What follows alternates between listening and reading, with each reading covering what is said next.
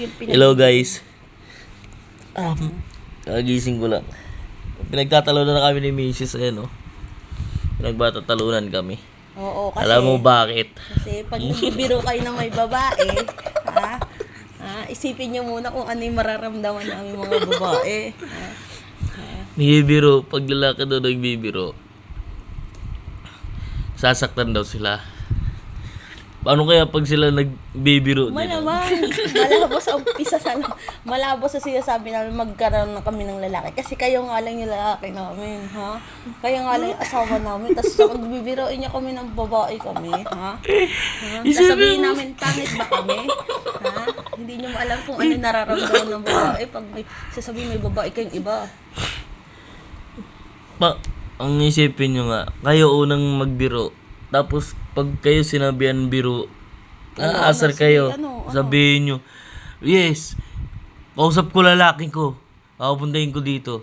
Bakit? Okay. Pag alam namin na nagbibiro kayo, pag kayo biniro, sabihin, sige, papuntahin ko rin yung chicks ko dito. Tapos magtotoyo kayo. Sige nga, kayo, pag sinabi namin na may lalaki kami, anong unang nararamdaman nyo? Siyempre, curious kami, bakit may ganun? Kami, lahat, simula ulo hanggang paa. Bakit may kailangan kami ganito? Simula ulo hanggang paa, iniisip namin, anong kakulangan namin? Ha? Magsasalita ka nga lang, may torture pa. Lut mo, ano kaya to? Kaya huwag kayong magbibiro ng ganyan. Huwag kayong magbibiro dahil hindi nakakatawa. Huwag kayo rin magbibiro. Kasi hindi kayo nakakatawa. Diba tama? Mag-agree anak mo. Agree ka rin no? Ayo guys.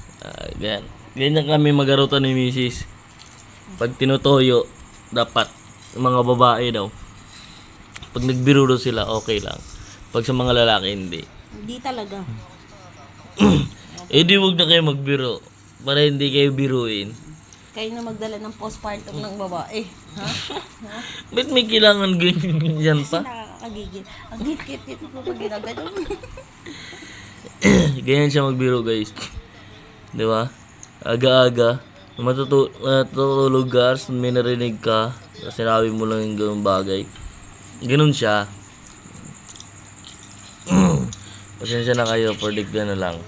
For entertainment lang. Kaya gawa namin. Maraming po salamat. God bless po. How did you get here? Yan. May cellphone si Mrs. Ganyan nagising. Ganyan nagising, cellphone agad. Tapos sabihin niya, Ikaw una nagsiselfon. Ulo? Nagugutom ako. Ako pa sinabihan niya. Nakikita niyo po ba yan? Yan yung tiyan na yan. Yan, may bata dyan, nagugutom. Kaya Kamukha niya, no?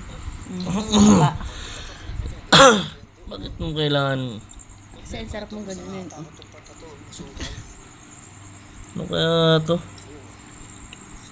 Ano guys? Yan na siya.